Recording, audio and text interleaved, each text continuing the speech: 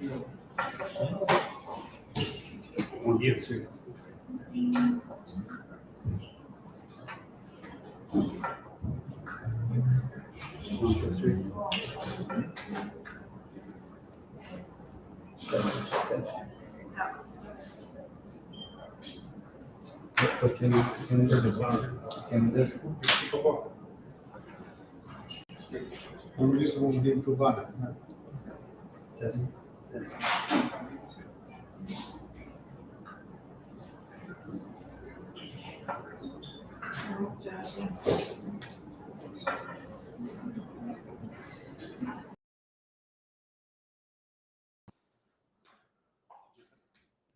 1 2 3.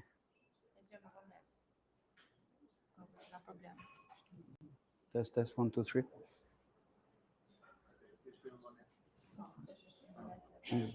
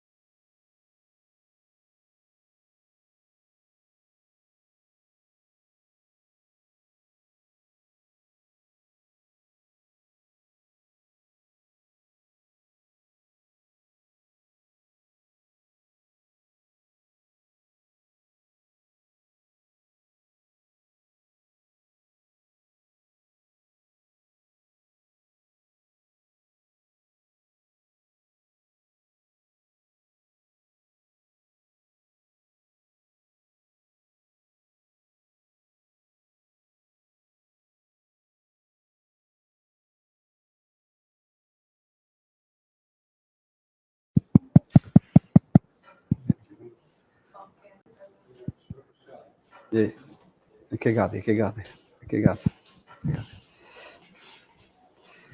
Hello, everybody. It's a pleasure to be here today together as part of Growpreneur program, which is supported by EU for Innovation and implemented by Yunus Social Business in cooperation with Deep Ecosystem.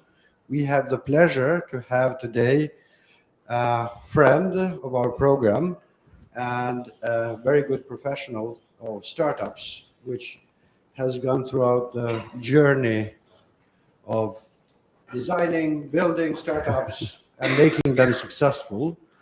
I will not spoil all the details which Shefqet will present themselves, but he is a successful entrepreneur, a successful angel investor, and more importantly, a person who is willing to give back to the community. Thank you for joining us. Thank you, And I Zandy. will pass the floor to you without further ado. Thank you, absolutely. Thank you. So, hi everyone, and here, and hi everyone following us from the live stream. So today, so let me talk a little bit about myself before I get on with what we will go through today. So I'm Shefqet Avdullau, or Chef for short. I'm an angel investor, an advisor, and a mentor. My foundation is in tech. I was a software engineer for over 13 years, serial entrepreneur, started multiple ventures, few small exits, one meaningful exit. Recent 4 years, I've moved to angel investing. This is all I do now, and I have done 11 investments, and I've had one exit in these 4 years. There was one lucky exit, actually, 3.6 multiple. So this is a little bit about me. And as Shefqet Zen said, the reason why I do this is just to give back, because I love helping founders. I have no other agenda, just to give back to to the Albanians, but also to those friends who are joining us from the live stream. So I have a passion for helping founders, basically. And so what I will be, the master class that I am holding today is about the startup idea validation framework. And so that will help you to build what customers need and will pay for. So basically, that's the aim of the validation framework, which is, I suppose, what we all want, right? Yeah. So moving along, before I start with the whole framework, I want to give a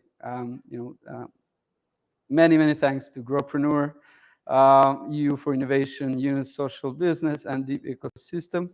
But on top of all, Shkilzen Marku and the team. I've tried to come, and help people with this framework earlier, with few attempts that did not go through. Shkilzen was actually the one that opened the doors and said, yeah, let's do it. Let's help founders. So we have an alignment on that angle. We want to help founders, basically. So I have a big thank you for him specifically, but for all who are supporting this. And so with that said, let's move along. Why this framework matters? Why should we pay attention to this framework? Because there are two ways on how you can build a startup. The first one is building based on what you think, and the second one is based on what the customer needs. And so the first one is the big mistake. So you are going to fall in love with your idea versus falling in love with the customer's problem. The second is what you want. You don't want the first. You don't want to fall in love with your idea. You want to fall in love with the customer's problem. And so, and building only on your idea is a big problem, because it will lead to waste of time, waste of capital, and waste of your life, basically. So if you want to waste your life, build on your idea alone. My advice is don't do it. Okay, and it's an actual fact that when there is no market need for what you're building, that is the biggest startup killer, and that's based on the CBA Insights, which is a market intelligence firm, and they analyzed startups post-mortem, meaning after they have failed, they analyze the reasons why they failed. And 42% of those startups failed because they built what the market didn't need. Okay? You don't want to do that. That's the big mistake. The way to go about it is a smarter way. Now, I call this a little bit, my framework, but it's not entirely true. That is, I have built this, and it has worked for me, but I have built it based on two actual great methodologies, and that's why it has great base. And the two methodologies that I based in are the customer development from Steve Blank. He came out with this methodology in 1990s. He wrote a book on it, the Entrepreneur's Guide on Building for Customer Development. Entrepreneur's Guide for Customer Development. If you want to go deeper into it, you get that book if you want. I highly recommend it. And the whole mantra of that methodology is to ask customers first. Because you need to find the business model. It's not like the big companies. The big companies execute on a model they know. They just keep executing the same model. Whereas when you're a startup, you're not like the big companies. You need to find first the business model that's going to work with you, that you can replicate and you can scale. That's why the suggestion is to always ask the customers first, because you don't have the business model yet compared to the established companies. Now, the other methodology that this is based on is the build, measure, and learn methodology. Has anybody here heard of the book, The Lean Startup? Okay, 2 people, great. You definitely need to get the book. If you are into startups and you want to learn about startups, if you want to make money, go and get the book, because it will help you a lot.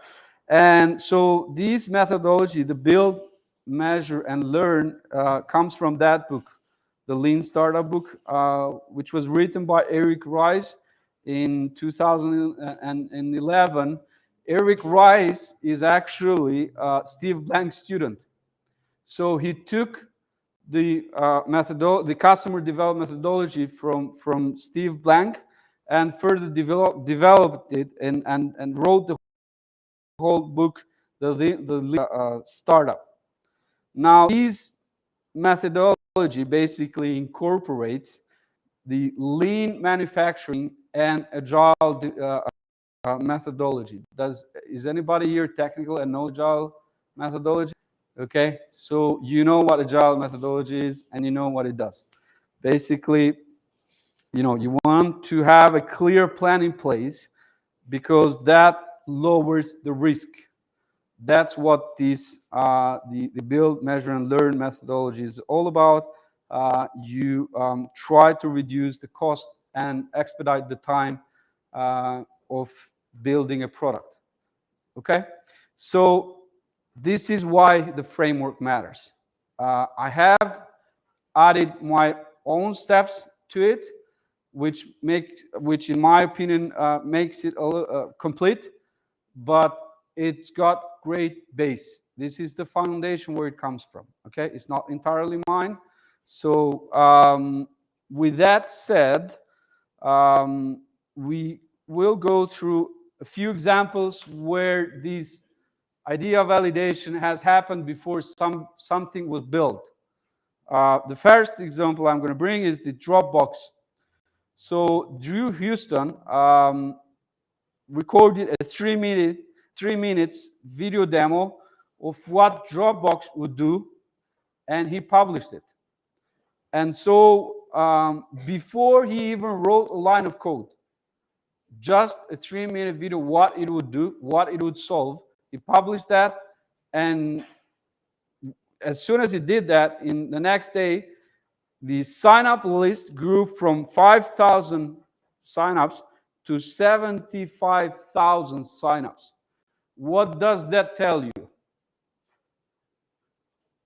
It tells you that there is a real, actual, painful problem.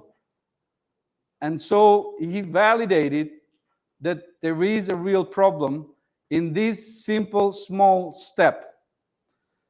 Of course, he went on deeper, but this is the whole concept that he validated before building anything. The second example is from Zappos. So Nick in 1999 had this idea of selling shoes online. I suppose you know what Zappos does, right? Yeah, so he had this idea of selling shoes online. And remember, we're talking about 1999. This is something risky. You don't know if people, want to buy things online. So what he did is he took pictures of shoes in the local stores and listed them on a simple website that he had built. That's it. Pictures, no inventory, no warehouse, no expensive product built. Just take pictures from these shops around in his area, list them online, and accepted offers from customers. So he sold before he bought. He sold these shoes, he bought them and shipped them himself. He bought them from the stores, the local stores, and shipped them. So these did what again? It validated that the customers, the people, are willing to buy shoes online.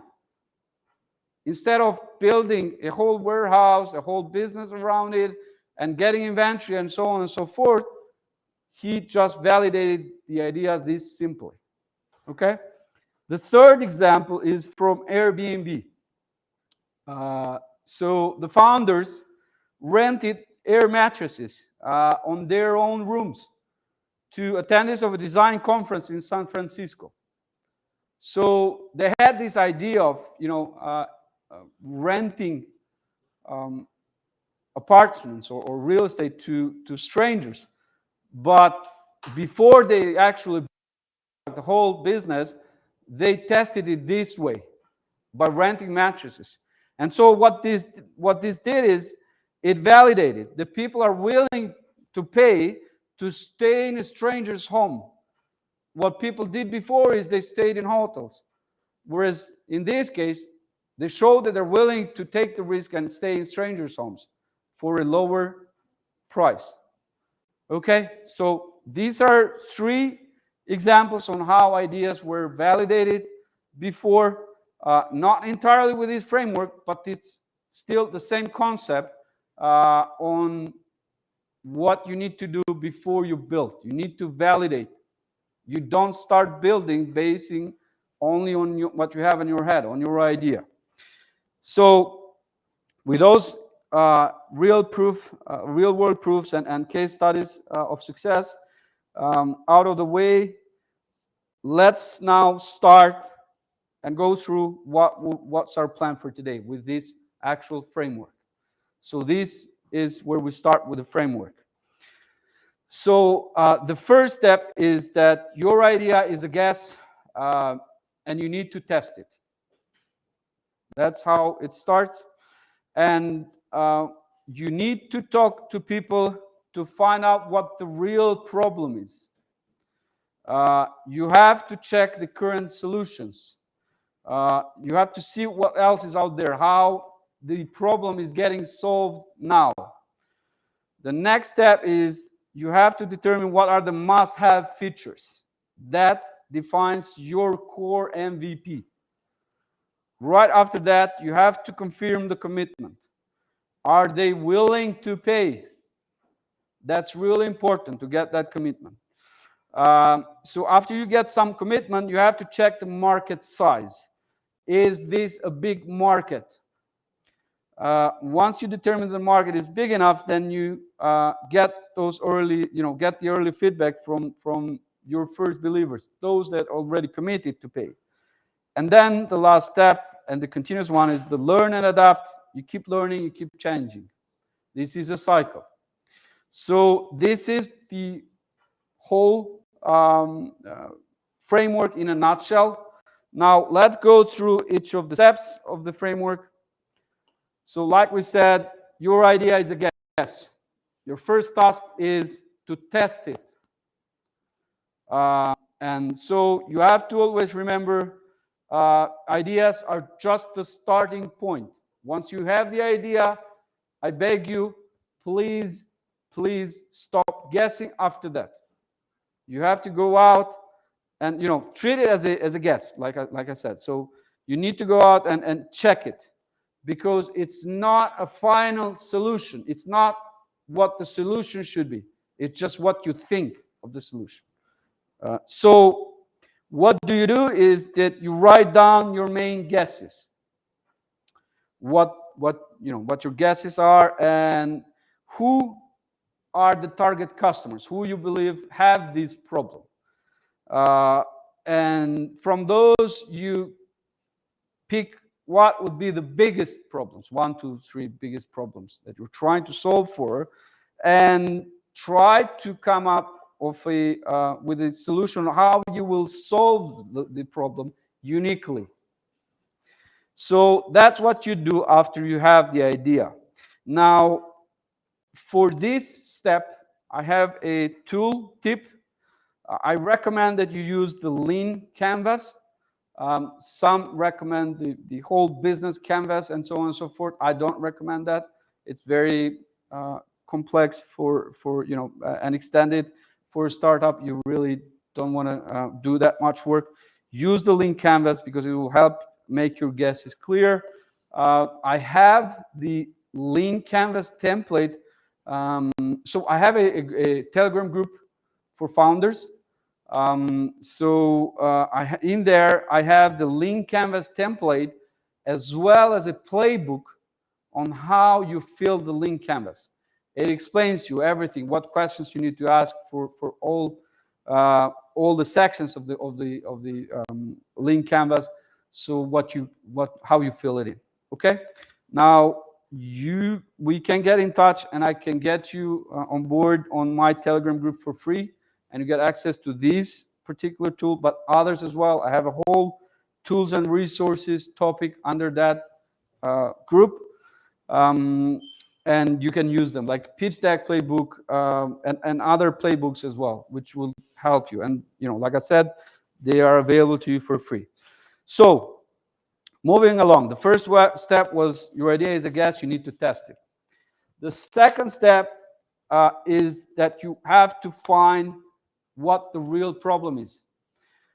So the task is you have to talk to people. Why? Because you have to make sure that the problem you're thinking of is real, it's painful, and it has some form of repeatability to it. It happens often. You need some form of repeatability. So how do you do this? How do you do this process? Basically, you have to find the people who have who feel this problem the most, who you believe are the target customers. So where they are, just reach out to them, and you need to talk to. I recommend 15 to 20 people. It's not a hard set number. You can talk even to 10, but the more people you talk to, the more validated and the more complete picture you will have.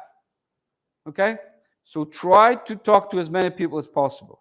How do you do that? You ask the good open questions. Tell me about X, Y, Z.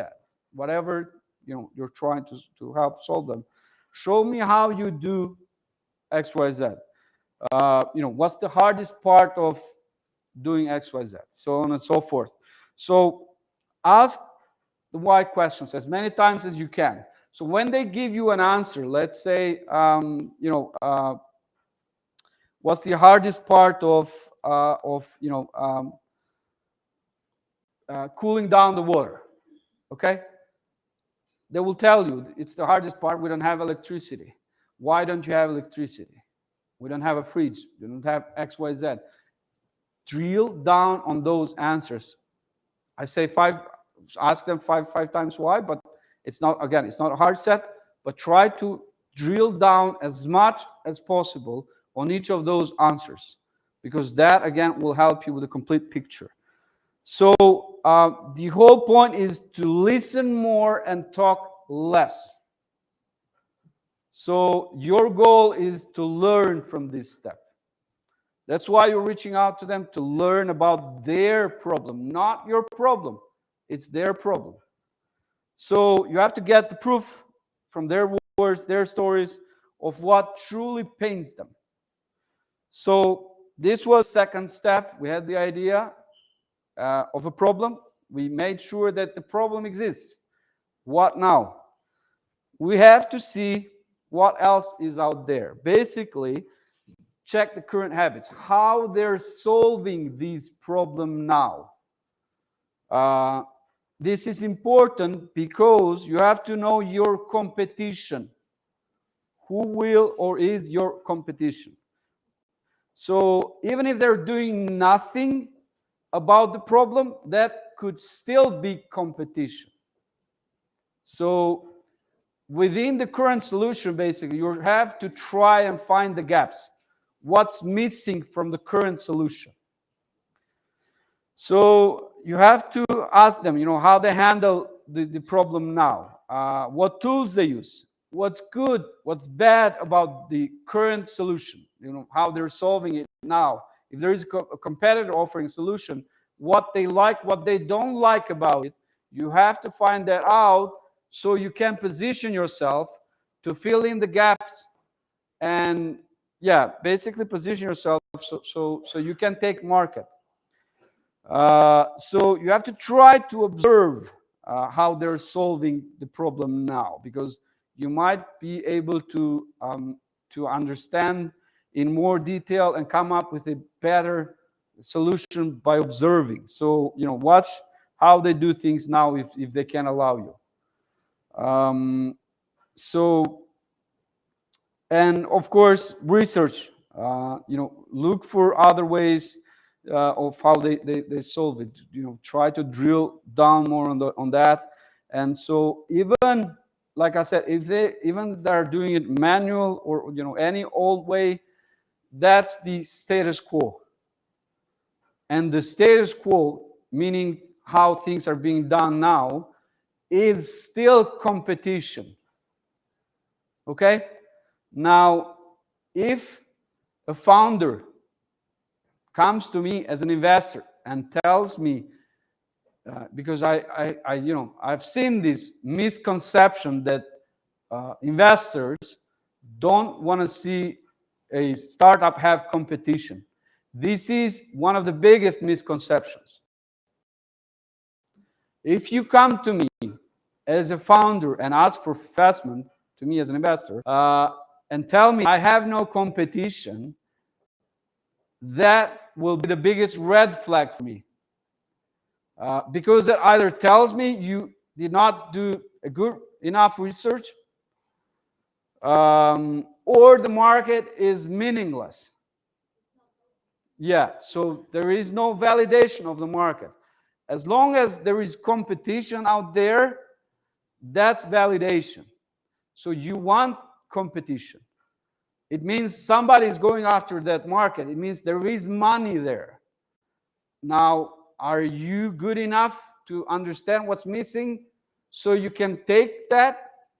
That's what you should be doing. This is the whole aim of the framework, to help you determine that. So you have to find out what you are really up against. Like I said, even the status quo is one of the hardest things to compete with, because you have to educate customers. If they're accustomed to doing something manually, and you come on and bring a technical solution, they will say, no, I'm okay with this way. Okay, so that's still competition. So basically, you have to determine, is their current pain bad enough to make them switch to the solution that you're going to build. So we had the idea of a problem. We found out that the problem was real. We found out how it is getting solved now. What's the current solution? Now we need to determine what would be the ideal solution. So for that, we have to define the core MVP. The task basically is to find those few features that customers need the most.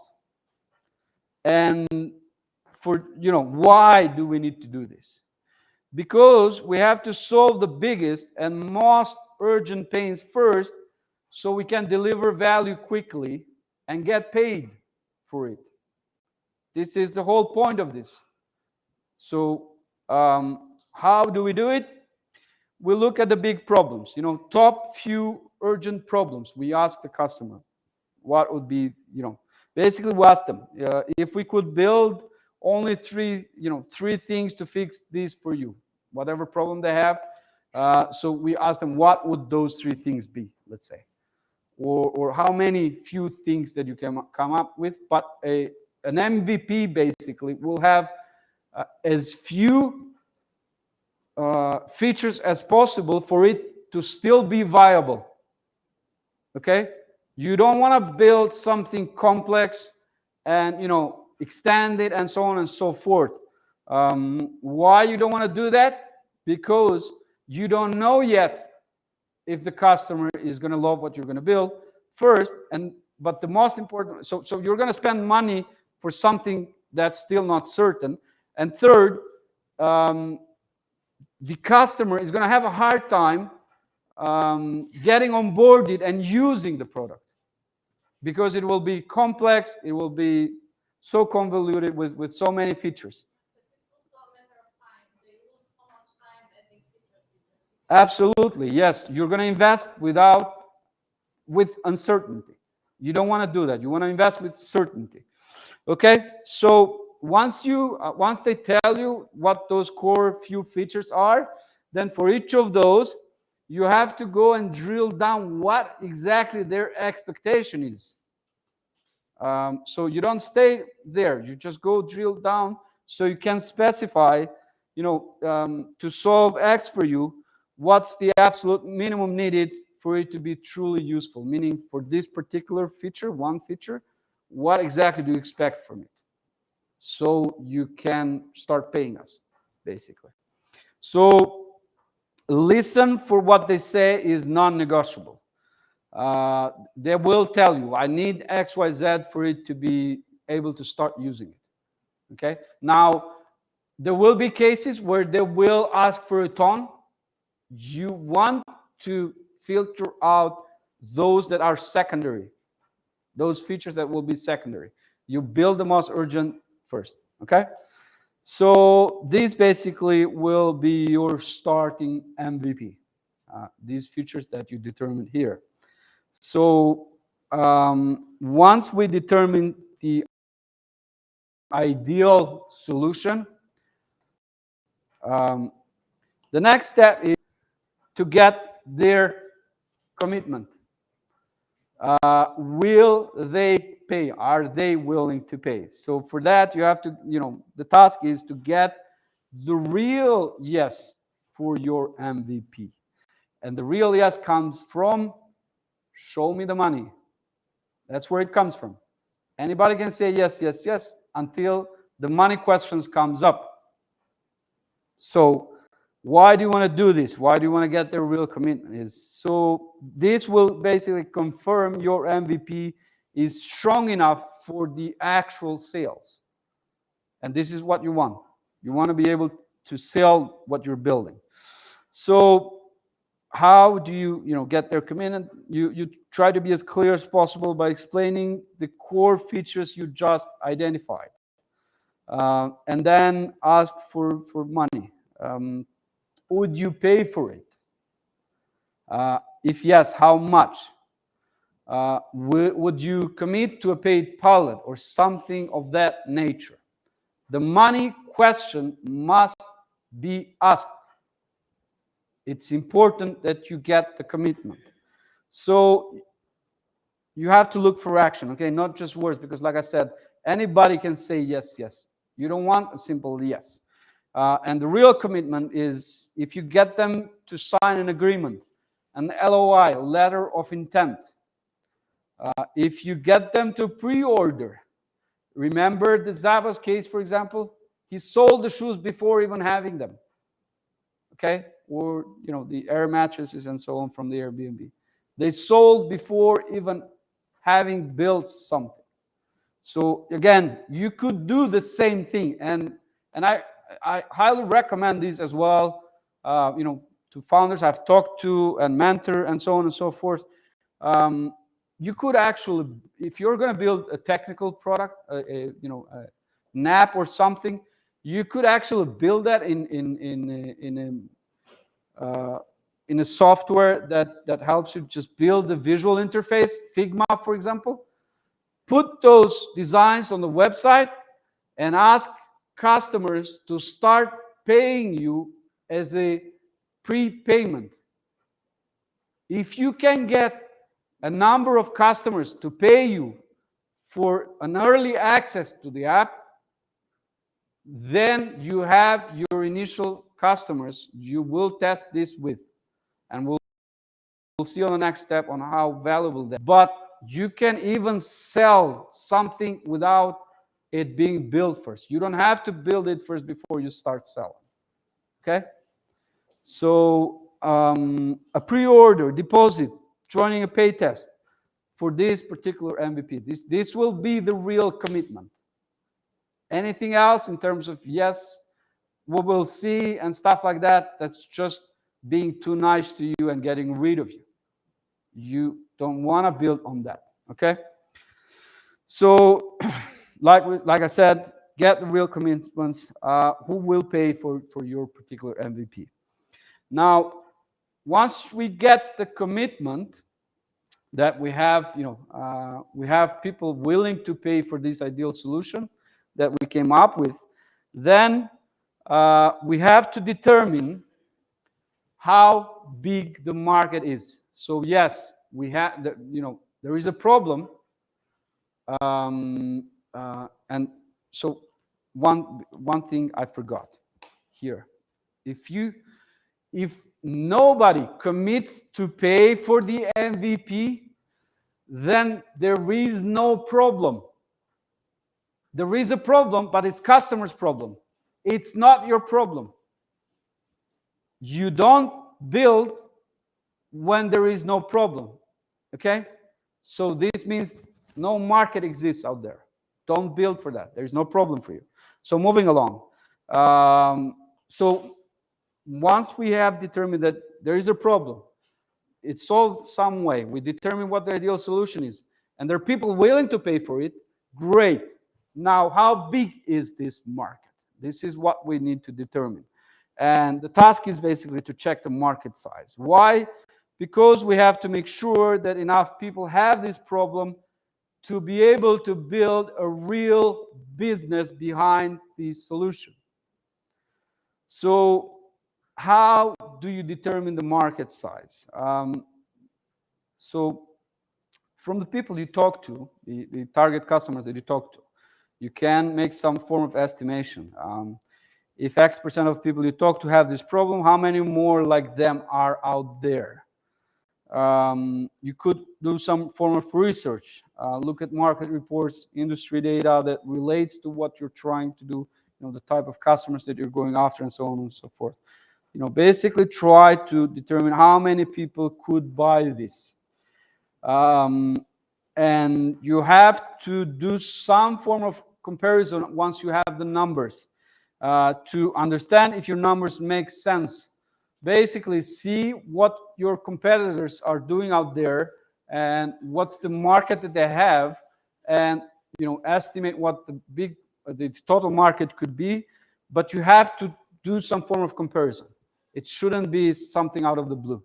Like we said, nothing really exists without competition. It has to be like really extreme cases, and trust me, you're not one of those. Okay? So, and you really want to have that competition, like I said earlier. So, estimate how many people could buy your solution. Why? Because small opportunities are not investable. That means that there could be a problem and there could be people willing to pay for your solution, but if the market is small, it's an okay business. It could employ 1-2 people, get good salaries, but it's not an investable business from venture capital.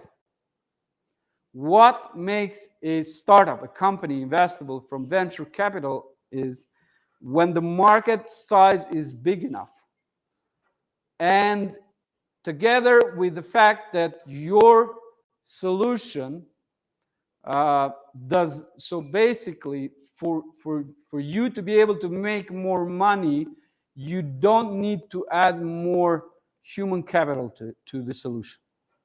That's what makes a company investable from venture capital. This is the prerequisite is your output does not depend. So you do not need to increase the number of people in parallel with the number of customers you bring on board, basically. So it has to be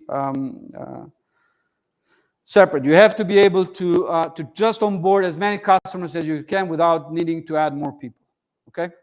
So like I said, small market sizes are not investable. They could be good businesses. Okay, if you want to build a good business for 1, 2, 3 salaries, good, do it. But don't expect to get venture capital. Nobody will invest in you if it's small market size.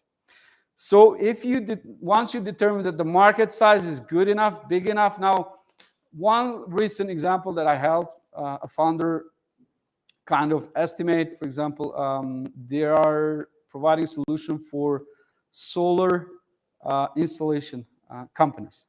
They have built a great product, and they're in my pipeline for investing, basically. So and they had an estimation of the market size, which they also didn't believe themselves. And so they were trying to enter the US market. And for that, the approach that I suggested is find out how many solar installation companies are out there. And once you have that number, estimate how much you could get from each of them annually. So the estimation could be between 3,000 to 5,000 US dollars, and that multiplied with the number of the solar installation companies basically gave them what the whole market size would be, and so on and so forth. So try always to estimate the market size. Don't just go blind and start building something. And I had like discussions here also with founders in Albania. Somebody built a great software for managing dental clinics, but the market here is really meaningless for that. I mean, very few companies. They could make good salaries, but they're not investable. And so always estimate the market size, and try to aim for the global market with your solution. If you can test it in Albania, but try to aim, and the plan being going global. That's always the first approach, being global. So because that will give you the access to the bigger market. Okay, moving along. We determined that the market is big enough. What we do next is we build the MVP. And we partner with those first believers. So the task is basically to onboard the people, the customers who said yes to being willing to pay to us. So why do we want to do that? Because they anticipate, they expect this to be a new and imperfect product. And they will feel a psychological obligation to provide feedback to you, what they like, what they don't like about the product. And this feedback is absolutely crucial to improve your product. You don't want to continue building unless you have checked what you have built so far is what the customers expect. This is really important. And you especially don't want to invest in marketing campaigns to bring in customers from outside in this new MVP that you just built and published, because you will have issues in the MVP still. And when you have issues, what happens is you will invest to bring those customers on board. They will, look around, see, try it. They don't like it, they leave. Once they leave, it's multiple times harder to bring them on board compared to just them, attracting them the first time. So that's basically called a leaky bucket, meaning you're pouring water on a bucket, but it's leaking out. Nothing is staying and using your MVP, which is what you want. You want the customers to use your MVP and provide you feedback so you can improve it first. And once you have understood that what you have built is good enough with the pilot users, the first believers, then you can start onboarding slowly from the general public. So, how do you do this? How do you get your first believers to use your MVP? Those who already committed to pay, those are your first believers. Those are your first users. Those should be your first users. And remember the example that I brought earlier. If you build some form of visuals of an app in Figma and publish them online and ask people to start paying you, even without building the app in the first place, those will be still the first believers, because they already liked what you pushed out there visually, and they want to start using it. So you get them on board slowly, and then once you get them on board, you ask for feedback. What do they like about it? What's confusing? What's missing? Continuously. When you push out the MVP, you have to be absolutely mad fixated on getting feedback. If you miss out on this, you are going to lose lots of time and capital. Because as I said earlier, you will invest in bringing customers on board. All that money will just be wasted, because they will leave, they'll not use it, and you don't know anymore what's going on. You will end up in a confused state on you don't know what to do. So once you get people on board, those first 2-3 weeks, you have to basically breathe down their neck and ask for feedback. A great example of this is the founder of Stripe. I suppose you all know Stripe. Who knows Stripe from here? Okay, great. So Stripe basically came out with this idea that developers have a hard time implementing payment acquirers. So they built a platform, and they had a feedback form on each page, so they could collect feedback continuously from their customers. And this is what you want. You want feedback from anywhere in the app, anywhere in your MVP. You want to reach out to your customers and see if they like what you have built or not. And they will tell you what, because like I said, they feel that psychological obligation. This is why you want them to be the first users, because you talked to them before. They agreed to pay you. So they will feel that psychological connection and obligation to provide you this feedback continuously. So listen and learn, basically. Their feedback is what will make your product. And the feedback basically has to come from real use by people who already believe in your solution and want to see it succeed. They want to help you succeed. So that will basically improve your MVP. Now, once we have those early believers on board, we keep on learning and keep on changing. Learn and adapt is the task.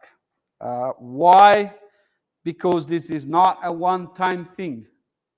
The final solution doesn't come with one swing of the sword. You have to swing multiple times until you reach the ideal solution. It is a cycle. You keep on doing this cycle of feedback continuously. So always review what did you learn each time that you went through and improve on that. So improve your idea based on what you heard from the customers, the problem, solution, whatever the pricing, anything that you understand that there is something lacking there. There's still some friction. Improve on that. Make that a continuous cyclic process. And be ready to shift. If the facts say that your idea is wrong, change it. Do not stick to a bad idea. You will hurt later on if you stick to a bad idea. You will lose time, you will lose capital, you will lose connections, you will lose lots and lots of things, but most of all, you will lose your life on something that you could actually avoid. And that was avoidable by not, by changing. If the idea is wrong, just change, okay? Don't stick to the bad idea. And keep on going with this process. even after you have built that MVP, you have to continuously, um, you know, run through this process. And this whole framework, it's for, I, I've positioned it for startups, but it's also for product developers and others as well, with few changes, basically, to the steps. You can and should use this also for product development. Like when you're going to push out a new feature, you don't build the feature based on what you think. You build the feature based on what the customer is real problem is. So again, the same process. Go out, find out what the real problem is, how they're solving, and how you could solve it, the ideal, and so on and so forth. So basically, make learning and change a constant in your startup. And with that, we have concluded the whole framework. Now, having gone through all that, you might come back and tell me, yes, the framework looks good, but it's hard to do it. It's hard to apply. And I would say, yes, it is hard. If it was easy, everybody would be doing it. And so I know there are common roadblocks out there, but if you work hard enough, you can overcome them. And like for some of the most common roadblocks that you're going to face is finding these customers, these people that you want to talk to. And for that, reach out to your personal network online and ask for referrals. Like whoever you know, colleagues, friends, family, whatever. Reach out to them and tell them about your idea and tell them about the type of customers that you want to talk to. So get them to help you with referrals or making connections. The other common roadblock you're going to face is hearing no or not interested, and you will get discouraged. Do not get discouraged. Do not. Because no is still good data. It will help you save time and money, basically. So if the no is going to be final from everybody, that means that you just avoided spending time and money on building something that nobody really wants. There's no market need. And so if you can, just ask why not. Try to drill down what exactly they mean by that no and not interest, and so on and so forth. So the other roadblock that you're kind of going to face is getting honest feedback. People will be often too polite. They don't want to hurt your feelings, and so they will avoid giving you direct and honest feedback. So you have to position this as them helping you, not judging you or your idea. So always try to help them in that sense, that so they don't feel guilty when they give direct and honest feedback to you. So ask them how you could improve the idea that you have, what's missing from it, what would they do different, and so on and so forth. So basically position it as them not judging you but helping you. The other roadblock is going to be hearing only what you want. Your own bias is going to be one of the biggest issues, because especially if you are a new founder, like first time founder and so on, you're going to fall in love with the idea one way or the other. Or you're going to be scared that somebody's going to steal your idea, which rarely happens. Like in very low percentages, I would be scared of somebody stealing my idea. I would actually openly talk about my idea, and I've done it before as well. I don't really care. I would openly talk about my idea because that helps me actually gather around me people that could help me. So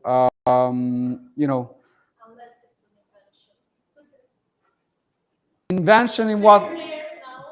You don't have to go in details, but you can talk about ideas without revealing something that you want to protect with going through the route of protecting that intellectual property. Yeah, you can like in very rare case when you're going to go in details, you can have an NDA and so on and so forth.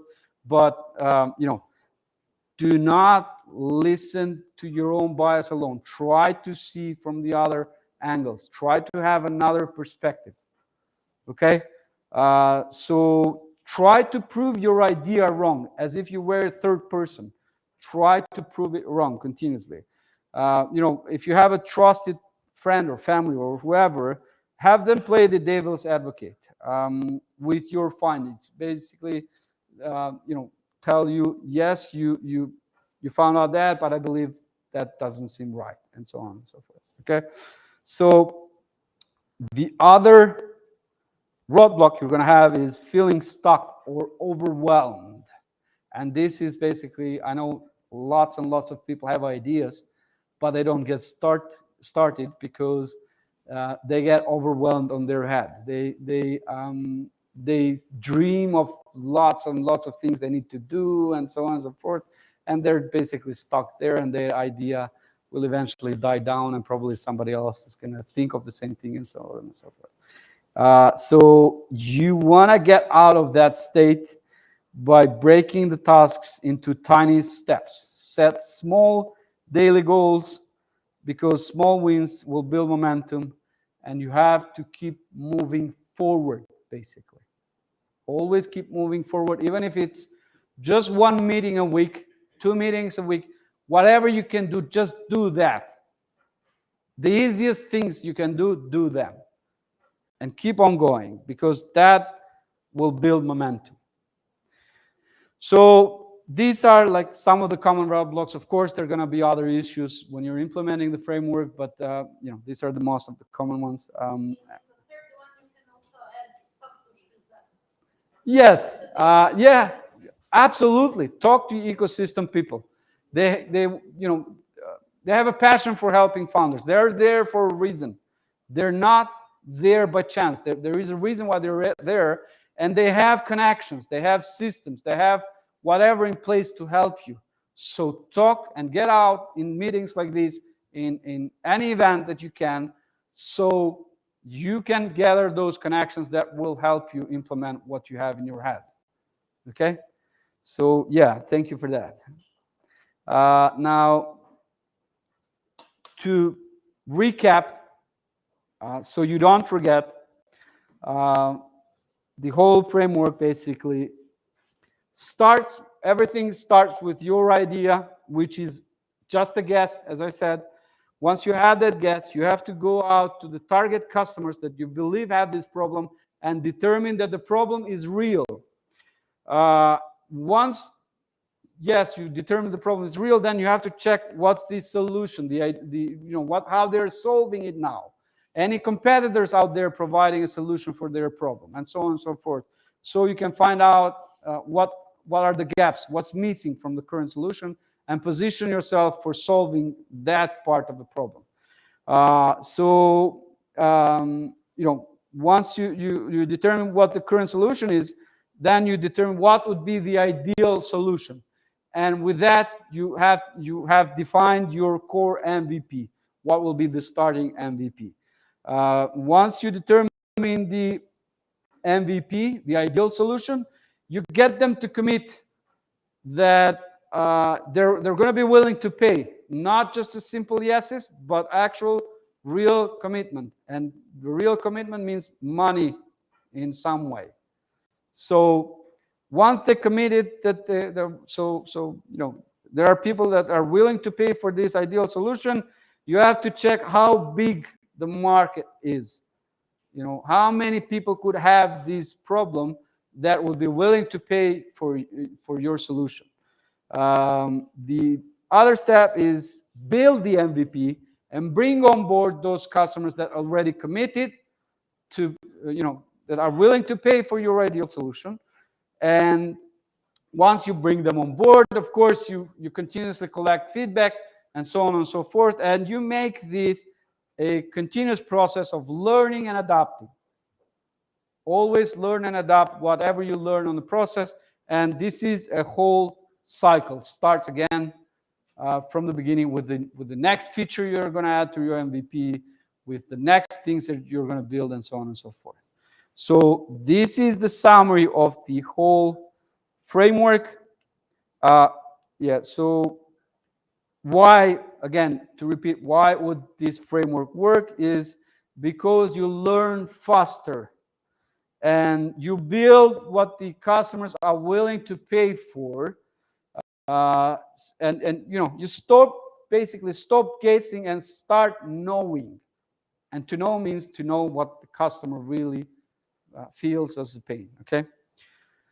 So with that summary in place, this is my push to you and those online and wherever you all are.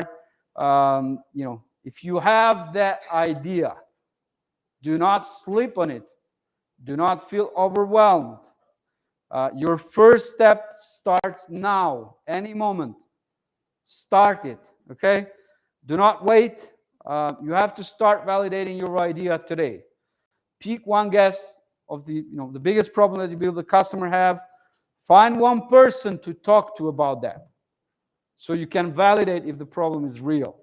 Have the conversation, whatever, one conversation, two conversations, how many you can have in a day, in a week, and so on and so forth. Keep on going, because that is how you start building the real business.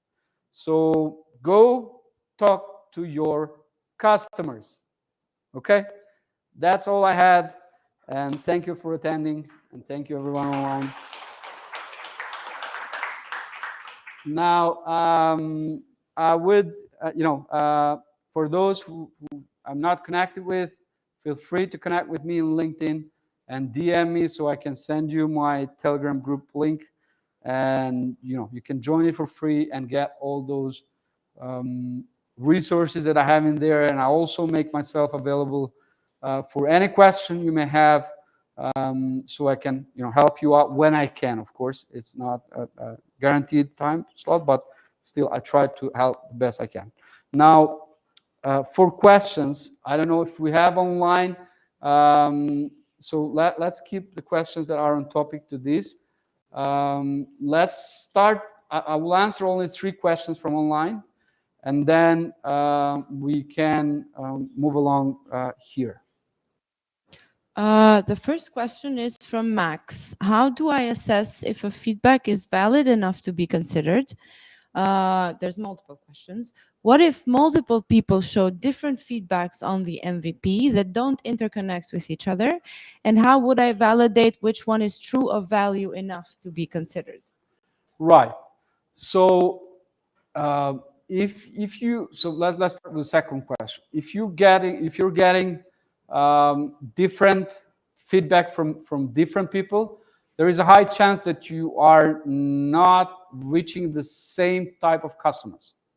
You're reaching different types of customers, because if you're solving a problem for which you believe that the same people have it, that would mean that their feedback to that particular problem would be roughly similar. Now, the feedback could be different on the way they're solving it now. That's normal. And however they're solving it now, you need to extract from those answers whatever you can, so you can build the most ideal solution. What how do you determine if the feedback that they're giving you is is the right one to accept? You have to find the commonality between multiple customers. If there are many customers that have that gives you a signal that basically speaks to you that yes, this problem is common. If it's just one-off, you have to find out if there are particular similar customers that could be related to that one-off. And what you really believe are is the feedback that they're willing to pay for. That's what you believe. Just generic feedback that nobody's willing to pay for, then you don't have the validation. You don't have the proof. And I forgot what was the last part of it. How would I validate which one is true of value to be considered. Yeah, So who's willing to pay? I kind of answered that also. Yeah, let's move on to the next question. Okay. Next question is, can I use, how can I understand that the process of validating has ended, or has the MVP has ended? Sorry, the chat just moved. Give me a second. Yeah.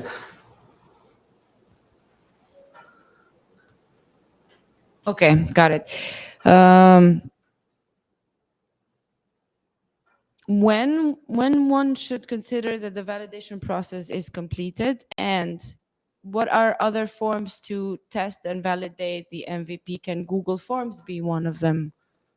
So when would you consider the validation to be completed? Is when you have basically found product market fit, and that's the step that basically would tell you that you kind of have come up with a product and a business model that the market needs. And so what product market fit really means is when the simple question is, if you ask your customers, if I close shop today, if my product went out of market, and so on and so forth, would that be a problem for you? Would you mind it? Okay. And if you get at least 45% of people telling you that no, please don't do it, that gives you the answer that you have found product market fit. Okay. The other clues will be you will get tons of new users coming from from word of mouth, from customers referring you users, not from the marketing efforts that you're putting forth. So once you reach product market fit stage, then you kind of have the product and the business model that the market needs. Now you have to look into how you scale that. You don't scale before you reach the product market fit, because you're going to scale a leaky bucket. Whatever investment you're putting in bringing on those customers will go out, will be wasted. You don't know yet if the product is right and the business model is right. So you want to reach that stage first, and then you pour gas into it and get it going, so you can scale up. Can you use Google Forms for validate? You can use Google Forms, but I would suggest, if you can, go out there and have those face-to-face meetings. That will build the best report. That will build that psychological connection that you need. You can get few information with sending forms out there, but I would not really base things in those in forums and so on and so forth. You should definitely try to have meetings. If you cannot have in person, have them online. It's so easy now. Google Meet, Zoom, whatever. Do something that you have those meetings that will give you real connection with people. So yeah, that answers it. Last question. Can you give an example of what's your best startup investment? What's my best startup investment? Well, Astera Labs, that I had the exit, was good. Actually, I'm now also um, uh, in my second exit, because Circle is another company that I invested in, and they went public, but we are now in the lockup period. It's going to be about 180 days that I complete that exit. Now, what's the best? It's really hard to say. I don't want to get my founders, founders that I bet, to feel second class in any way.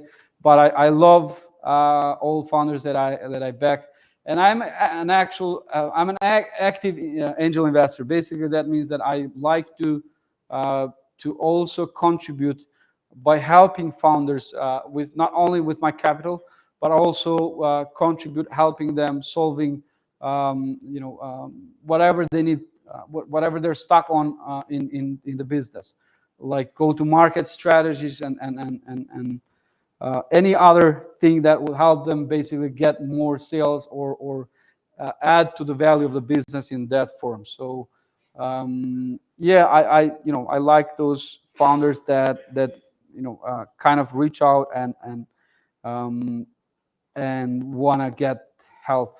And you should always reach out to your investors and get help, because those who are active investors like me, that's what we want to do. This is basically all I do now, so I would love to do that. Yeah, I cannot give you one particular example, but any startup that exits, that makes me happy. So I suppose we wrap up with the questions from online, and thanks all who joined from the online channels. So stay tuned. Let's see you in the next live streams, hopefully, and have a great one. That wraps up the live stream, and we will continue with the questions here in the room.